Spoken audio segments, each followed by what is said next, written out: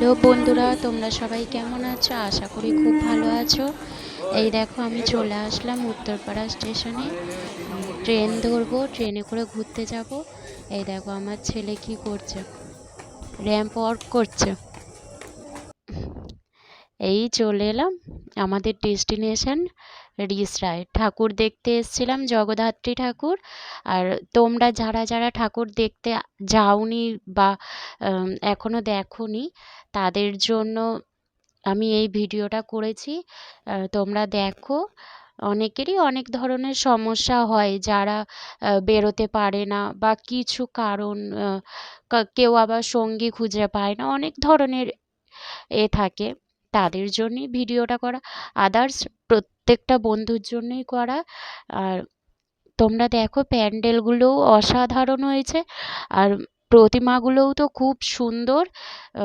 ঠাকুরের তো কোনো তুলনা হবে না, এত দারুণ। আর আমি চাই যে আমার প্রত্যেক বন্ধু যাও, ঘুরে আসো। রিসরা ঠাকুরও খুব সুন্দর হয়েছে। চন্দননগরও তো বিসর্জন হয়ে গেছে, চন্দননগরেও গেছিলাম। আর এটা রিসরার ঠাকুর।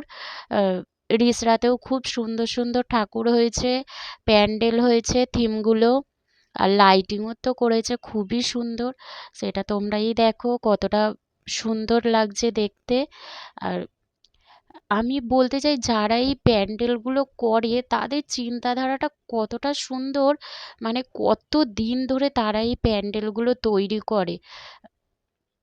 এত কম সময়, মনে হয় না অল্প সময়ের মধ্যে প্যান্ডেলগুলো তৈরি হয়। আমার মনে হয় ভালো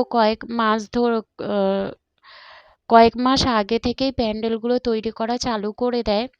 আর খুবই সুন্দর হয় সত্যি প্যান্ডেলগুলো। আর আমরা অনেক খাটাখাটনি করে হেঁটেই চলেছি। আমার ছেলেও একটুকুও ক্লান্ত হয়নি, ও বেশ আনন্দ মজা করে ঘুরে বেরিয়েছে। আর ভিড় ভাট্টা ঠেলে, এটা তো ভিড় ঠেলতেই হবে। যেখানেই যাও, ঘুরতে যাও বা পুজো দেখতে যাও বা মেলায় যাও, যেখানেই যাও, এখন ভিড়টা তো নর্মালি ব্যাপার। ভিড় তোমাকে টানতেই হবে, একটুখানি ঠেলাঠেলি ভিড় ভাট্টায় ওই সব করেই ঠেলে গুজে সব জায়গাতে ঢোকা হয়েছে। আহ, আর প্যান্ডেলের তো কোনো তুলনা হবে না, অসাধারণ দেখতে, খুবই ভালো লাগে। আর আমি চাই যারা যারা এবছর যেতে পারোনি, চেষ্টা করবে পরের বছর যাওয়ার জন্য। আর খুবই সুন্দর হয়, চোখ ধাঁধিয়ে যাওয়ার মতন। আর খুবই ভালো লাগবে। যারা যারা যাওনি, পরের বছর গিয়ে দেখবে। কিংবা এখনও রিসরায় ঠাকুর আছে, প্যান্ডেল আছে, তোমরা এখনও যেতে পারো, খুবই ভালো লাগবে গেলে। আর লাইটিংগুলোও তো করেছে খুবই সুন্দর।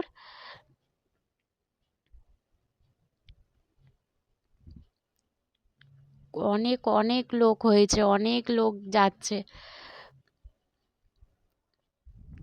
আমি সত্যি, মানে আমি গেছি অনেকটা বছর পরে, এই গেছি আমি। বিয়ের পরে বলতে গেলে জগদ্ধাত্রী পুজো দেখতেই যাইনি কোথাও। আর বছরে গেছিলাম চন্দননগরে, আর এই বছর গেলাম রিসরাতে। খুবই সুন্দর হয়েছে। আগের বছরেও চন্দননগরে গিয়ে খুব ভালো লেগেছিল। যেমনি ঠাকুর তেমনি প্যান্ডেল, তেমনি তো লাইটিং, কথা হবে না, অসাধারণ হয়। হ্যাঁ, এখানে একটা মজার ঘটনা ঘটেছে। আমি আমার ছেলে বলল, মা এদিক দিয়ে যাব, আমিও তেমনি ওর সাথেই এদিক দিয়েই যাচ্ছিলাম। কিন্তু ওখানকার ওই গার্ড যে ছিল, সে বলল এখান দিয়ে যাওয়া হবে না, ওখান দিয়ে যাও। আমি আমার ছেলে আবার পিছনে ব্যাক করে আবার সিঁড়ি দিয়ে গেলাম।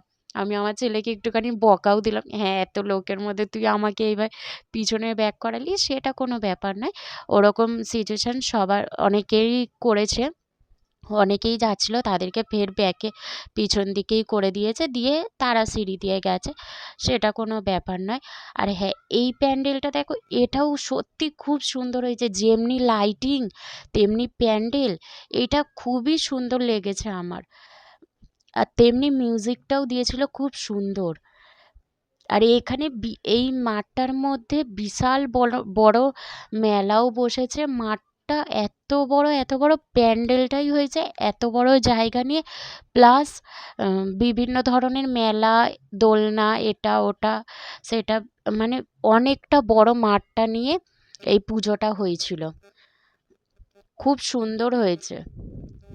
এই যে নমস্কার করছে, স্বাগতম স্বাগতম করছে, আমরাও স্বাগতম হয়ে গেছি। ঠাকুরগুলো দেখো কত সুন্দর বন্ধুরা।